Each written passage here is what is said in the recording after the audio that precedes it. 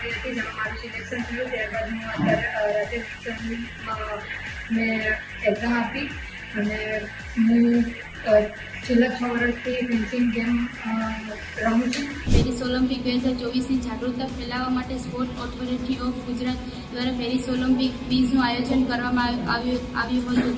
આ ક્વિઝ ખૂબ જ રસપ્રદ રહી અને મારું સપનું છે કે હું પણ ભવિષ્યમાં ઓલિમ્પિકમાં ભારત દેશનું પ્રતિનિધિત્વ કરીશ. આવી પ્રવૃત્તિઓ સ્પોર્ટ ઓથોરિટી ઓફ ગુજરાત દ્વારા કરવાથી ખેલાડીઓને ખૂબ જ પ્રોત્સાહન મળી રહે છે. તે બદલ સ્પોર્ટ ઓથોરિટી ઓફ ગુજરાતને ખૂબ ખૂબ ધન્યવાદ.